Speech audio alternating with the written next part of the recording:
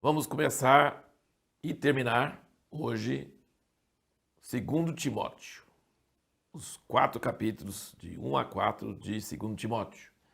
Você já deve ter lido, de acordo com essa tabela, esses 4 capítulos e depois então assistir o vídeo. E nós vemos que o propósito de Paulo nessa segunda carta tem muitas coisas parecidas com a primeira carta, mas tem muitas coisas também diferentes, porque essa aqui, segundo nos consta, talvez seja a última carta que Paulo escreveu, que nós temos escrito de Paulo na Bíblia. Está próximo da sua morte.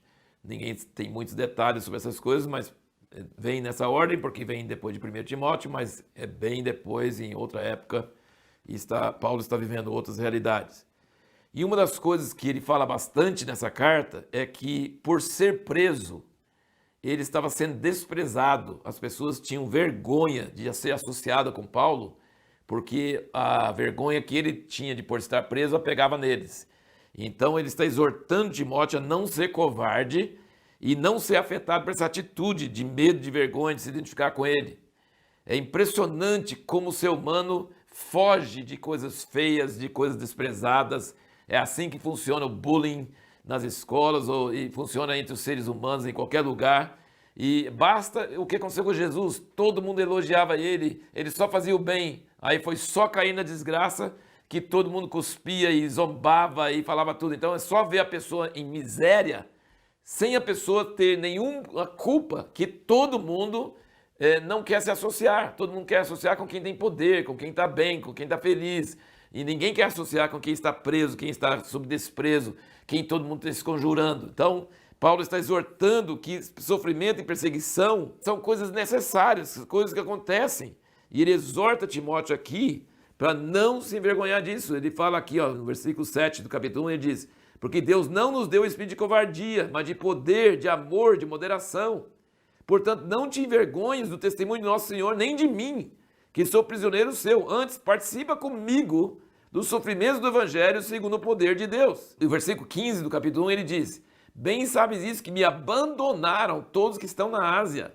Eu não sei quem queria referir, se é o pessoal da igreja, se é líderes, se é obreiros. Entre eles, Fígilo e Hermógenes. O Senhor conceda misericórdia à casa de Onesíforo, porque muitas vezes ele me recriou e não se envergonhou das minhas cadeias. Antes, quando veio a Roma, diligente me procurou e me achou. O Senhor lhe conceda que naquele dia ache misericórdia diante do Senhor. E quanto serviço prestou em Éfeso, melhor o sabes tu. Aí você vai no fim da carta, no capítulo 4, versículo 9, ele fala: procura vir ter comigo breve, pois Demas me abandonou. Você vai ver em outras cartas que Demas era parte da comitiva dele. Tendo amado o mundo presente. Demas me abandonou tendo amado o mundo presente. Foi para Tessalônica, Crescente para Galácia, Tito para Dalmácia. Só Lucas está comigo. Toma Marcos e traze-o contigo, porque me é muito útil para o ministério. Olha que coisa interessante. Lembra da briga que teve entre Paulo e Barnabé? Porque Barnabé queria levar Marcos com eles. E Paulo falou: não, o cara nos largou, começou a engrossar a coisa, fugiu, voltou de volta, não quero isso não. E brigaram e Barnabé não quis saber. E Barnabé ficou com Marcos e foi para Chipre na época, e Paulo saiu com Silas. Mas depois, qual foi uma das primeiras coisas que Paulo fez? Ele achou Timóteo. Então, em vez de Marcos, ele achou Timóteo. E Timóteo era filho da fé, né? Ele está escrevendo essas cartas para Timóteo. Só que Marcos agora é muito útil para o ministério para ele, e certamente tinha até amizade com Timóteo, porque ele está falando: Timóteo, traga Marcos com você, que é muito útil para o ministério. Que coisa tremenda, preciosa ver como essas coisas acontecem e desenvolvem, né? E uma das coisas assim muito fortes que eu acho aqui nessa segunda carta é que Paulo está exortando Timóteo que você pode despertar o dom de Deus.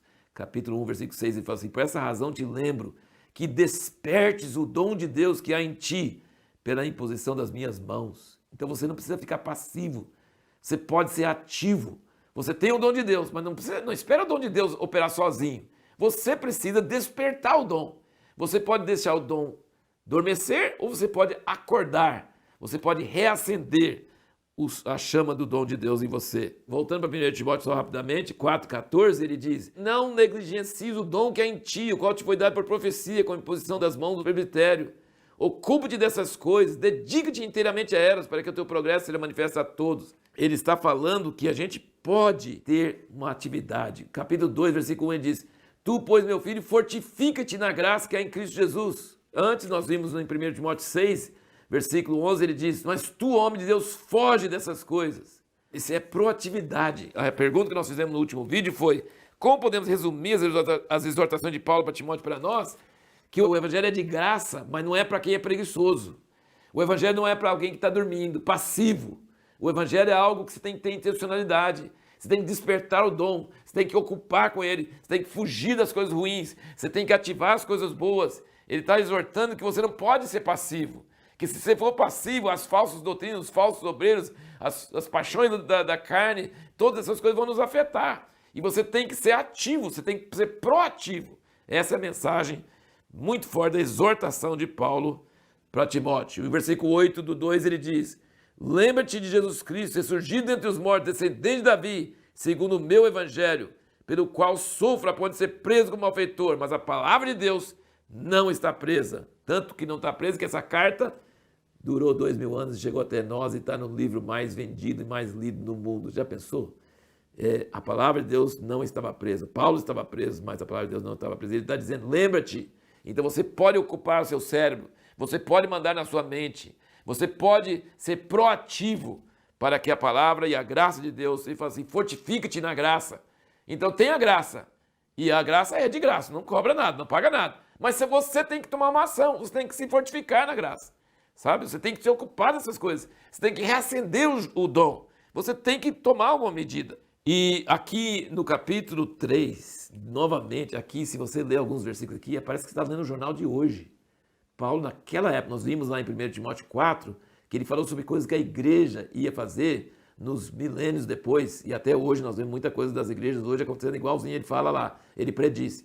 E aqui ele predisse como vai ser o mundo. Ele diz aqui, capítulo 3, versículo 1, sabe, porém, isso, que nos últimos dias sobrevirão tempos penosos, pois os homens serão amantes de si mesmos, gananciosos, atrás do dinheiro, presunçosos, soberbos, blasfemos, desobedientes a seus pais, ingratos, ímpios, sem afeição natural, implacáveis, caluniadores, incontinentes, cruéis, inimigos do bem, traidores, atrevidos, orgulhosos, mais amigos dos deleites do que amigos de Deus. Esse é o que mais descreve o nosso mundo de hoje. É um mundo que ama os prazeres mais do que Deus. E depois, versículo 5, tendo aparência de piedade, quer dizer, indo para a igreja, sendo religioso, mas negando-lhe o poder. Sabe? Aparência de piedade, mas negando o poder. E aí, versículo 10, ele fala, tu, porém, tens observado a minha doutrina. Sabe o que é a doutrina dele? É prática, procedimento, intenção, fé, longanimidade, amor, perseverança, as minhas perseguições e aflições. Então, ele está mostrando que a doutrina, a sã doutrina, como ele estava dizendo na primeira carta, é a prática, é a vida. Versículo 22 do 2, ele fala, foge também das paixões da mocidade e segue a justiça, a fé, o amor, a paz com os que de coração puro invocam o Senhor. Rejeita as questões tolas e desacessadas, sabendo que geram contendas. Ao servo do Senhor não convém contender, mas sim ser brando para com todos, apto para ensinar, paciente, corrigindo com mansidão os que existem, na esperança de que Deus lhes conceda o arrependimento para conhecerem plenamente a verdade, e que se desprendam dos laços do diabo por quem haviam sido presos para cumprir a vontade de Deus. Então ele está combatendo os falsos obreiros, mas veja bem como é que combate os falsos obreiros. Não com argumentos carnais, armas carnais, não com brigas. Ele fala assim, ao servo do Senhor não convém contender, mas sim ser brando para com todos, corrigindo com mansidão. Então ele fala assim, você não deve ficar entrando em argumentos, em brigas, em contendas, em disputas. Não, mas você deve resistir às doutrinas falsas, mas com mansidão, esperando que não você vai convencer a pessoa, mas Deus vai dar o convencimento para a pessoa. A pergunta que nós vamos fazer para o próximo vídeo é, o que é a sã doutrina? Porque nós vamos começar Tito, e Tito é um filho na fé como Timóteo foi, e então é importante saber, ele continua no mesmo assunto que ele está falando com Timóteo, ele vai estar falando com Tito também.